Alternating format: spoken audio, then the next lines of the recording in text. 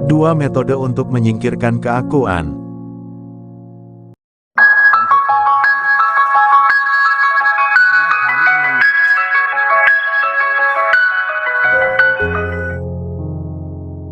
Satu, yang pertama adalah, tiadanya aku, dengan cara tidak menggunakan kata aku, dalam setiap tindakan dan kata-kata.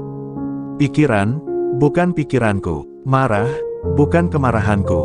Nafsu, bukan nafsuku. Rumah, bukan rumahku. Mobil, bukan mobilku.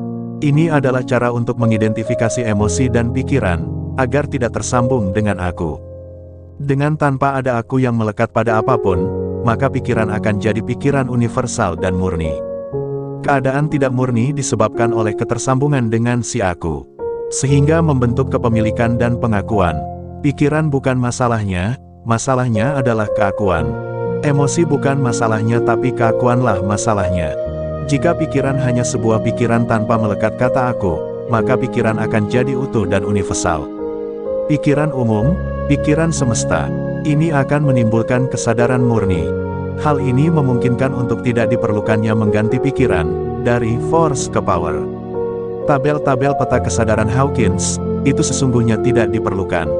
Jika kita menggunakan metode ini, baik force atau power itu sama aja. Itu hanya sebuah kondisi emosi. Hanya karakter emosi negatif, atau rendah, atau force. Dan emosi positif, power, tinggi. Bayangkan sebuah pohon, tidak ada bedanya akar, daun dan pucuk pohon yang tertinggi. Itu tetaplah pohon, hanya kondisinya state-nya yang berbeda, tapi tetaplah ia state.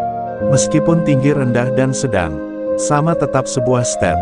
Untuk apa Anda bergelut repot-repot gonta-ganti state, dari pikiran dan emosi rendahan, diubah ke emosi bijaksana, emosi marah jadi tenang.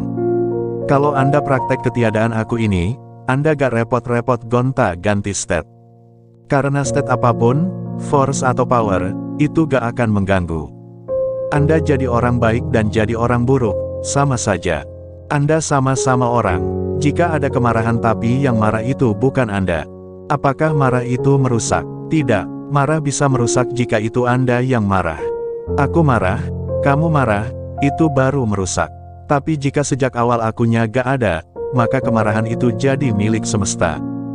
Jadi otentik, jadi ilahi, jadi kesadaran. Lalu untuk apa kemarahan yang produk semesta mau Anda rubah-rubah?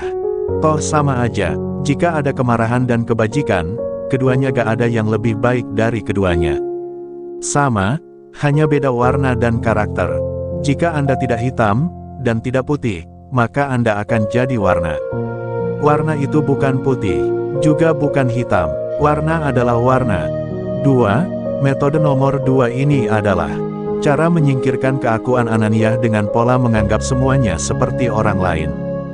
Maksudnya adalah saat ada pikiran, maka Anda sadar ini bukan pikiranku, ini pikiran orang lain.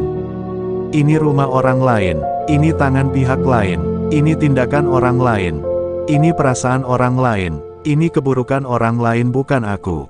Ini kebaikan orla bukan aku. Semuanya diidentikan dengan bukan kita, bukan milik kita, bukan tindakan kita, semuanya dilemparkan pada pihak lain. Di sanalah terjadi jeda dan jarak, antara yang melakukan dan yang melihat. Subjek dan objek, tidak ada kemelekatan, karena semuanya bukan engkau. Ini akan membuat baik dan buruk tidak melekat. Kalau ada rumah kebakaran maka jika itu rumah musuh kita maka kita bersyukur. Jika rumah tetangga kita ikut bantu beresin. Jika rumah kita, maka keakuan ini akan membuat melekati, sehingga nangis sejadi-jadinya. Untuk tidak melekat dengan apapun, tiada aku di dalam setiap gerak, kita perlu melemparkannya pada pihak lain. Sehingga baik dan buruk itu bukan aku. Ada yang jalan tapi bukan aku. Ada yang mikir jorok, tapi bukan aku. Ada yang cerdas, tapi bukan aku. Ada pikiran tapi bukan pikiranku. Ada kemarahan tapi bukan aku pelakunya. Ada kesombongan, tapi bukan aku. Ada kebajikan, tapi juga bukan aku pelakunya. Sehingga dari dua metode itu, bisa untuk pilihan. Mana yang cocok untuk kita, dan keduanya sama-sama membuat aku tiada. Selamat mencoba.